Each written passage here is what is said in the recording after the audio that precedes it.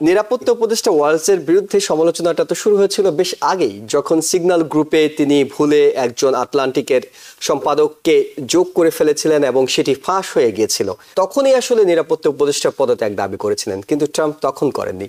যেটি দেখা যায় যে ট্রাম্প সাধারণত এই ধরনের সমালোচনাগুলোকে খুব একটা আমলে নেন না।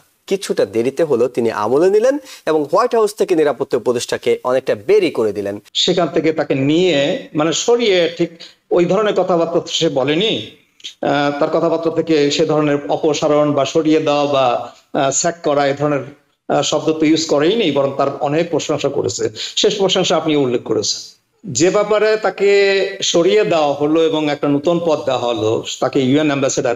দেখেন এখানে কিন্তু দেখেন national security adviser, it's a huge position, কিন্তু আপনার UN ambassador US ambassador to UN, এটাও কিন্তু কম না। সামনের দিনগুলোতে ট্রাম্প প্রশাসনের যেসব নিয়োগ নিয়ে আগে থেকে বিতর্ক ছিল, তাদের উপরও একটা বাড়তি চাপ তৈরি করবে মাইক ওয়ালসের এই সরে যাওয়াটা। The problem is that when the problem arises countrywide, even Republican also was very mad with him. At the same time, if you look at his poll, there are many reasons. This was one of the reasons too.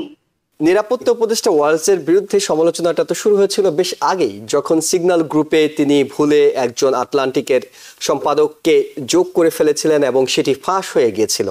খুবই গুরুত্বপূর্ণ, অর্থাৎ যুদ্ধ এবং হামলা বিষয়ে যখন প্রেসিডেন্টের vice president, defence secretary, এই লেভেলের কর্মকর্তারা কথা বলছেন, সেই গ্রুপে একজন সাংবাদিককে ঢুকিয়ে ফেলা অনেক বড় একটি ভুল হিসেবে দেখা হচ্ছিল এবং ডেমোক্রেটরা খুব বেশি সোচ্চার ছিলেন। তারা কংগ্রেস এটি নিয়ে কথা বলেছেন, তারা তখনই আসলে নিরাপত্তা উপদেষ্টার পদত্যাগ দাবি করেছিলেন, কিন্তু ট্রাম্প তখন করেননি।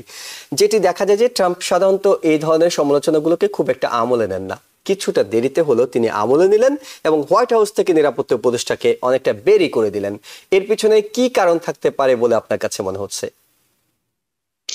আপনাকে ধন্যবাদ জুয়েল সাহেব, মেজবা ভাইকে শুভেচ্ছা। আপনি যেভাবে চিত্রায়িত করেছেন আপনার মাইক ওয়ালসের চলে যাওয়ার ব্যাপারটা, আমি কিন্তু সেভাবে করব না। কারণ মাইক ওয়ালস আপনার ট্রাম্পের একজন বিশ্বস্ত কি বলবো অনুগামী বা ফলোয়ার। সে একজন ম্যাগ এবং তারা একই স্টেট থেকে এসেছে। তিনি ফ্লোরিডার কংগ্রেসম্যান ছিলেন, সেখান থেকে তিনি এসেছেন। দেখেন আজ যেটা হয়েছে সেখানে তার যে ট্রাম্প নিজে যেভাবে চিত্রায়িত করেছে ব্যাপারটা, সেটা হচ্ছে একটা সাফল আর কি। সে এসেছিল, ন্যাশনাল সিকিউরিটি অ্যাডভাইজার ছিল, সেখান থেকে তাকে নিয়ে সরিয়ে ঠিক ওই ধরনের কথাবার্তা সে বলেনি। তার কথাবার্তা থেকে সে ধরনের অপসারণ বা সরিয়ে দেওয়া বা স্যাক করা এই ধরনের শব্দ তো ইউজ করেইনি, বরং তার অনেক প্রশংসা করেছে। শেষ প্রশংসা আপনি উল্লেখ করেছেন। এবং তার জবাবে মাইক ওয়ালস বলেছে যে I am deeply honoured to serve Donald Trump and my nation. দেখেন কথাটাতে কিন্তু বলেনি যে I am deeply honoured to serve my nation on behalf of our president Donald Trump. Say Donald Trump আগে serve করেছে, তারপরে তার নেশনকে সার্ভ করেছে। তো এই ধরনের অ্যালিজিয়েন্স মাইক ওয়ালসের আছে ইসের প্রতি। আর যে ব্যাপারে তাকে সরিয়ে দেওয়া হলো এবং একটা নতুন পদ দেওয়া হলো, তাকে ইউএন অ্যাম্বাসেডার। দেখেন এখানে কিন্তু দেখেন national security adviser, it's a huge position, কিন্তু আপনার UN ambassador US ambassador to UN, এটাও কিন্তু কম না। এটা আমি বলবো যে বড় একটা পজিশন, দায়িত্ব কম। ন্যাশনাল সিকিউরিটি অ্যাডভাইজারের যে দায়িত্ব তার সাথে কম। সে নিউ ইয়র্কে বেশ আরামেই থাকতে পারবে, অন্যান্য যে সমস্ত রিপ্রেজেন্টেটিভ আছে অন্যান্য দেশে তাদের উপর মাতবাড়ি করতে পারবে, এগুলো সে পারবে। কাজেই এটাকে আমি একেবারে যে ডিমোশন বলবো তা বলবো না। এখন এই মাইক ওয়ালসের যে ব্যাপারটা, সে ভুল করে একজন সাংবাদিককে যোগ দিয়েছিল একটা মারাত্মক ন্যাশনাল সিকিউরিটি মিটিং এ। সেখানে কিন্তু শেষ পর্যন্ত সে ভুলটা স্বীকার করেছে। দেখেন অনেকে কিন্তু তাকে কিন্তু আপনার সেভ করতে গিয়ে বাকি যারা ছিল, আপনার ডিফেন্স সেক্রেটারি, আপনার Vice President ন্যাশনাল ছিলেন। Director of national intelligence Tulsi Gabbard, আপনার সেখানে ছিল সিআইএ ডিরেক্টর জন র্যাটক্লিফ। তারা কি বলেছে? তারা বলেছে যে আমাদের ওখানে কোনো আপনার ক্লাসিফাইড কোনো জিনিস ওখানে দেওয়া হয়। দেখেন, এটা কিন্তু একটা মারাত্মক জিনিস, মানে এই ধরনের ভুল তথ্য দেওয়া, যেখানে আপনার ন্যাশনাল সিকিউরিটির এবং ক্লাসিফাইড জিনিসগুলো, যেমন টাইমিং অফ দ্য অ্যাটাক, এই যে হুতিদের যে অ্যাটাক করবে তার টাইমিংটা পর্যন্ত ওখানে দেওয়া ছিল। হ্যাঁ, সেখানে কি উইপন্স ইউজ করা হবে সেটাও ওখানে দেওয়া ছিল। এগুলো সত্ত্বেও তারা বলেছে যে ওখানে আমাদের কোনো ক্লাসিফাইড ডকুমেন্ট ছিল না। জেফ গোল্ডবার্গকে কিন্তু আবার প্রকাশ করতে হয়েছে, মানে এই কথা বলার পরে কিন্তু তাকে আবার প্রকাশ করতে হয়েছে যে ওখানে সে কি কি পেয়েছে, কি কি তথ্য পেয়েছে, কি কি জিনিসটা পেয়েছে। যাই হোক, আপনার ব্যাপারটা খুব মারাত্মক ছিল। এটা যদি কোন রকম রিভিল হতো, যদি বাইরে চলে যেত, ব্যাপারটা কিছু হতে পারে, কিন্তু সেটা হয়নি, বেঁচে গেছে।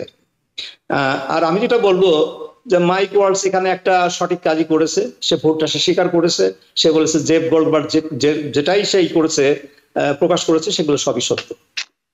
সত্যতা স্বীকার করে সে এখান থেকে চলে গেল। এখন আপনার এই ইউএনএ যে সে অ্যাম্বাসেডর হয়ে গেল, সেখানেও তো আপনার সিনেটের অ্যাপ্রুভাল লাগবে। ওখানে তো আবার তাকে গিয়ে বসতে হবে, শুনানি হবে, এবং এবার কিন্তু সে যে শুনানিটা হবে তার জন্য সিনেটের যে সিটটা আছে, সিটটা কিন্তু ভেরি ভেরি হার্ড। তাকে কিন্তু দারুণভাবে প্রশ্ন করা হবে। হ্যাঁ, কিন্তু আমার মনে হয় যে আলটিমেটলি তাকে অ্যাপ্রুভ করবে। ভুল ত্রুটি তো হয়েই থাকে, এটা যদিও খুব মারাত্মক ভুল, তারপর ভুল তো ভুল। হ্যাঁ, তারপর দেখেন, আমরা যদি বলি যে মাইক ওয়ালসকে সরিয়ে দেওয়া হয়েছে, একই মিটিংটা কিন্তু আপনার পিট হেগসেট কি করেছে? সে তো ডিফেন্স সেক্রেটারি। আমার তো মনে হয় যে ডিফেন্স সেক্রেটারি আপনার ন্যাশনাল সিকিউরিটি অ্যাডভাইজার চাইতেও বড় পজিশন। সে ফেনাগানের চিফ, আপনার বিশাল একটা ডিপার্টমেন্টের সে প্রধান। সে কি করেছে?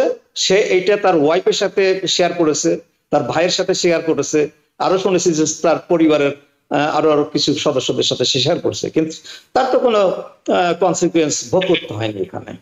হ্যাঁ, এখানে আমার তো মনে হয় যে মাইক ওয়ালস আমি অতটা অযোগ্য ভাববো না, অতটা অযোগ্য ভাবার কোনো আমি কোনো ইয়ে দেখি না। আপনাকে একটু মনে করে দিই যে যখন সেনেটে তার নমিনেশনটা আলোচনা হচ্ছিল তখন কিন্তু তেমন কোনো সমস্যা হয়নি কিংবা আপত্তি উঠেনি, যতটা ডিফেন্স সেক্রেটারি নিয়ে উঠেছিল।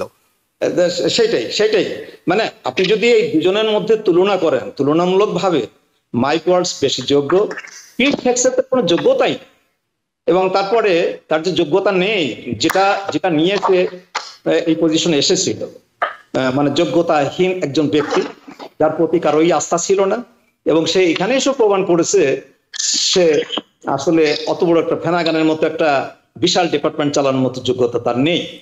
এবং দেখুন, সেই পজিশনটা পেয়ে সে মানে এমন একটা কিছু পেয়েছে, সে কি করেছে যে এগুলো মানে ওয়াইফের সাথে শেয়ার করা বা ভাইয়ের সাথে শেয়ার করা বা শালকদের সাথে শেয়ার করা, এগুলো একটা মামুলি ব্যাপার, এগুলো আমি করতেই পারি, আমি এখন ডিফেন্স সেক্রেটারি। আমরা অনেক কিছু পরিষ্কার হয়েছে আপনার কাছ থেকে। আমরা একটু মাপ নাজমুদ্দিন আপনার কাছে যেতে চাই। সেটি হলো, প্রফেসর ডক্টর মুনির মোস্তফা আলী বলছিলেন পিট হেগসেটের নিয়োগ নিয়ে বেশ বিতর্ক হয়েছে এবং সেনেটে সেটি পাশ করিয়ে নিতে বেশ কষ্টই হয়েছে ট্রাম্প প্রশাসনের।